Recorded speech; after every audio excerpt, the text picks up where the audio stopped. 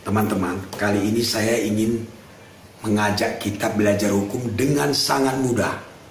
Belajar hukum itu tidak sulit, cukup 10 menit, ya, bahkan bisa 5 menit.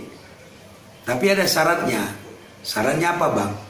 Gunakan logika, ya.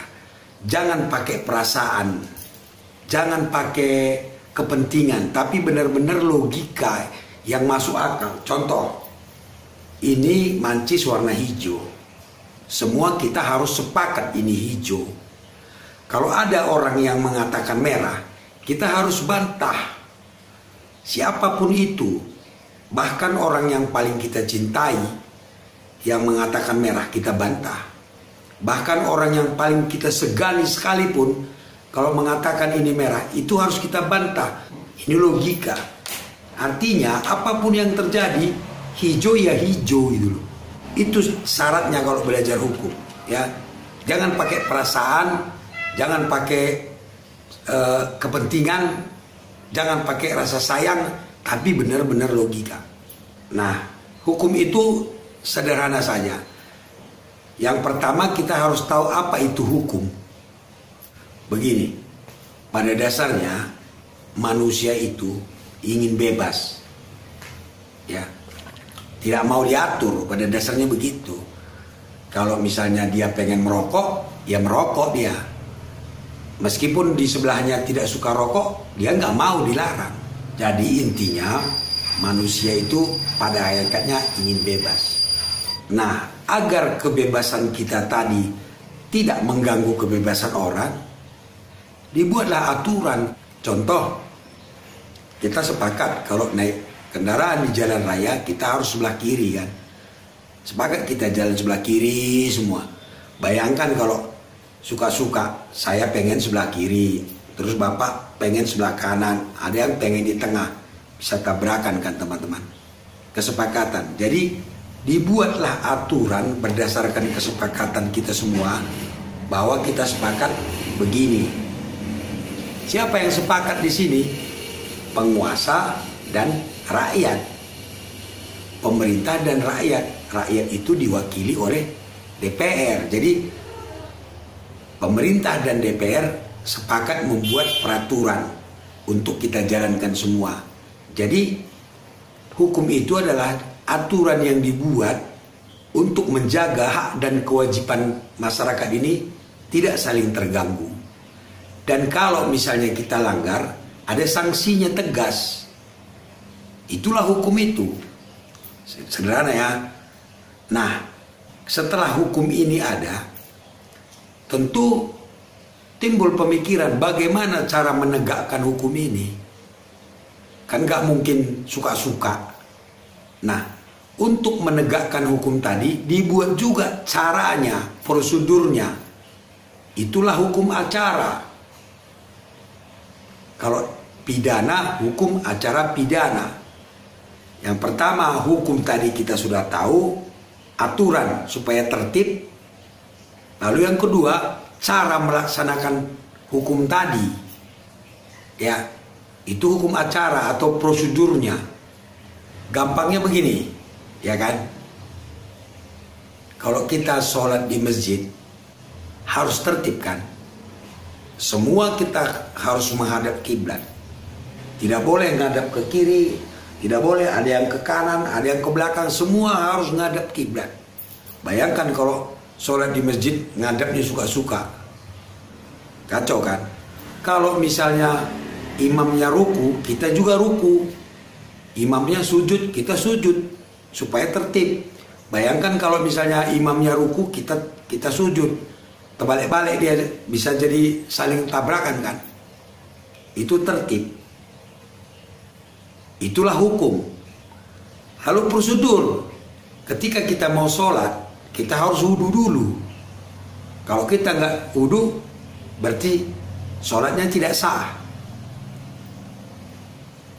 Itu prosedurnya. Sama juga dengan polisi mau menangkap orang, dia harus membawa surat perintah. Kalau dia tidak membawa surat perintah, berarti tidak sah penangkapannya. Gampang kan? Kita bayangkan aja kita di masjid itu, Itulah hukum, sudah terlihat apa itu hukum itu di masjid, teman-teman. Kita harus tertib, itu hukum. Lalu ada prosedurnya, kalau mau sholat harus wudhu dulu, itu prosedurnya. Hukum itu juga begitu. Ada hukum tadi mengatur supaya kita tertib, lalu untuk menjalankan hukum tadi ada prosedurnya. Contohnya, kalau polisi mau menangkap orang, dia harus bawa surat perintah. Kalau polisi mau razia lalu lintas, dia harus bawa perintah. Kalau dia tidak membawa surat perintah untuk razia, berarti razianya tidak sah. Sama dengan sholat tadi.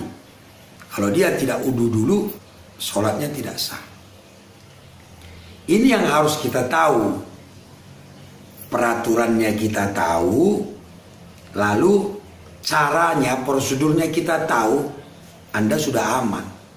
Anda tidak akan bisa dijolimi oleh siapapun. Karena Anda tahu aturannya dan tahu cara prosedurnya. Itu saja. Kembali saya katakan, hukum itu logika, bukan perasaan. Ya, ingat itu, jangan pernah Anda menggunakan perasaan ketika menganalisa satu hukum. Pasti akan sesat. Gunakan logika dan hukum yang tertulis tadi, bagaimana hukumnya, bagaimana caranya, itu saja patokan Anda. Saya kasih contoh ya.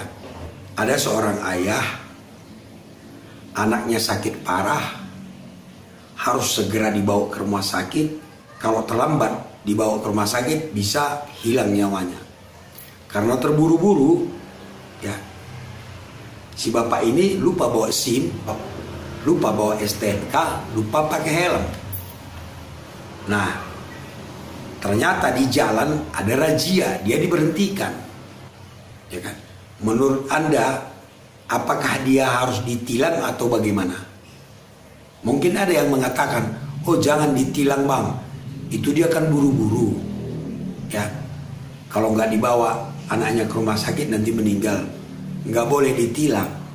Kembali ke logika tadi ya, saya ingatkan lagi, menganalisa hukum harus dengan logika, tidak boleh dengan perasaan. Nah sekarang kita analisa kasus bapak tadi. Dari segi hukum, bapak itu salah, ya kan? Dia melanggar lalu lintas dan bisa ditilang, ya. Itu harus kita sepakati dulu. Tapi bang, dia kan anaknya sakit, iya. Di dalam undang-undang itu kan ditulis siapa yang tidak bawa SIM kena tilang. Tidak ada ditulis di situ kecuali kalau bawa anak sakit, kan nggak ada. Jadi secara hukum logikanya dia bisa ditilang. Saya ulangi lagi, menganalisa hukum harus seperti itu, tidak pakai perasaan. Tetap logikanya kita jalan, dia bersalah, tidak bawa SIM, tidak pakai helm. Namun mengeksekusinya ya, itu kita gunakan hati teman-teman. Kita gunakan perasaan, kita gunakan agama. Ya, tapi kita harus sepakat dulu bahwa dia salah. Jadi hukum ini selain daripada memberikan rasa adil, ya, harus juga bermanfaat. Ya. Apakah kalau kita hukum bapak itu tadi bermanfaat? Kita sepakat dia salah, tapi untuk dihukum kita harus mikir dulu. Kita harus pakai hati juga. Dia kan buru-buru. Kalau dia tidak buru-buru, nanti anaknya bisa celaka, bisa meninggal. Itu kita harus sadari. Tidak perlu kita tilang dia, cukup kita berikan peringatan.